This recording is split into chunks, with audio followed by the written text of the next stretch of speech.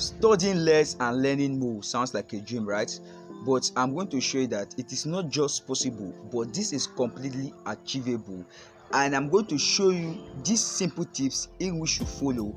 Just by studying less, you'll be able to learn more. Watch this video to the end because these tips are practical tips and effective tips which I have tried. A lot of students have shared it with offline. I've tried it and it works for them, and I'm sharing this video with you because they are going to be very, very helpful. Before we continue, my name is Basi Ejogba. I'm a 400 level student in the University of Calabar studying medical laboratory science, and in my channel I share tips and tricks that help students pass their exam.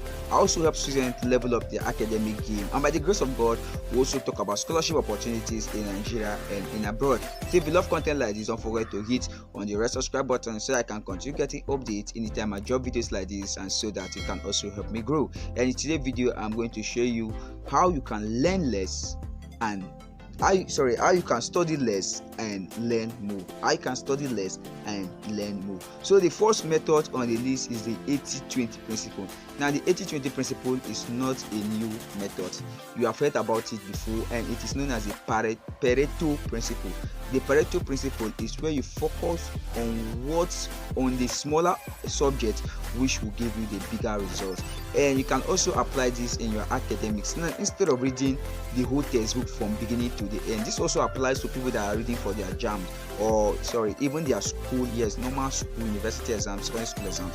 Now, instead of focusing your time to study the whole textbook, why not just go through your school syllabus? Now, the school syllabus serve as guides which will actually summarize or show you what is really, really important.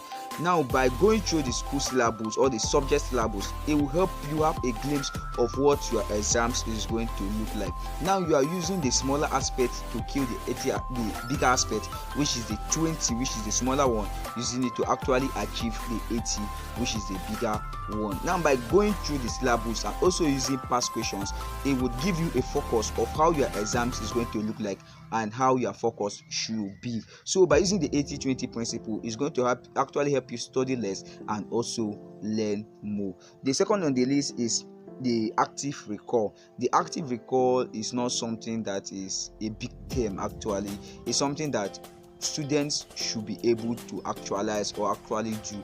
The active recall is when, after finishing a particular topic, you close your book and try to remember what you have just read.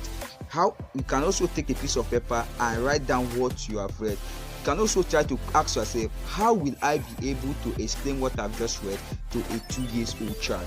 You understand? How can I break this down to a layman understanding? So the active recall will really, really help you study less. Now, you don't have to kill yourself to study for a very long period of time, because when you have the spirit or the mindset of the active recall, you are going there for summaries of everything that is in that textbook. You are going there to get the key points, which is my best method, the method of key points. You are going there to get the key points, which is a very essential aspect. The third on the list is that we can use the Feynman's technique. The Feynman's technique is what I call the active learning, where you teach what you know. After finishing what you have just read, you can decide to teach your younger brother, you can decide to teach anybody close to you or even your friend.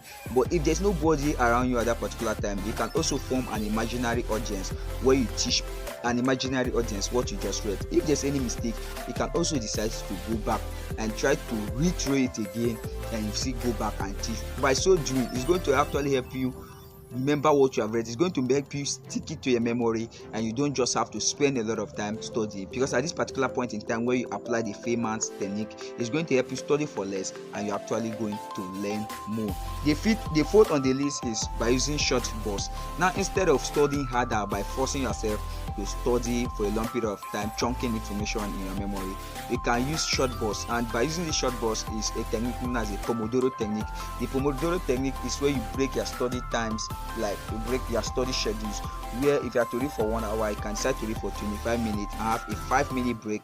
You come back again, you decide to read for another 25 minutes and you have a 5-minute break. If you want to join it together, you get to find out that you have actually read for 1 hour, but you won't feel the pressure that you are sitting down in one place to read for completely 1 hour at a stretch. The fifth on the list is by using connections, visualizations, connections.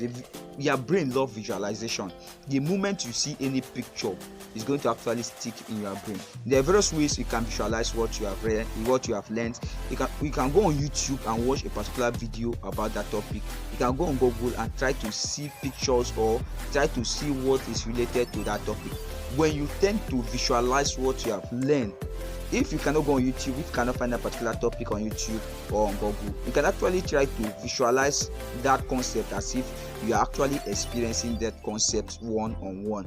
By so doing, your brain is going to actually fit in that you actually understand what you have read, and you are not going to study for a long period of time. I dropped a video like this when I talk about the MOA, that's a method of loxy, where you tend to visualize whatever you are reading, what is happening in your environment, because our brain loves visualization. And the 6th on the list, which happened to be the last, is the space repetition. The space repetition is where you don't have to wait a night to your exam before you can start studying. When you want to start your space repetition, you can start your space repetition exactly a day after you have learned that particular concept. You go back and read it. You can actually wait for some period of time. You still revisit that particular topic.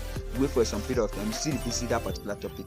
It's going to actually help you study for a less period of time, and that concept is going to stick to your brain, and you even be able to remember it in your exam day instead of doing la cram la pour. So that is just it. The various methods you can apply. There are just 6 which I've stated in this video. If you have any method which you believe can also be helpful, don't forget to drop it in the comment section so that I can see it and other people will also learn from it. So like I said, these are the various methods you can apply to study less and learn more. The first one is by using the 80-20 principle, which is the Pareto principle. The second is by using the active recalling method. The third is by using the Feynman's technique, where you teach what you know. The fourth is by using short bursts, which is the Pomodoro technique.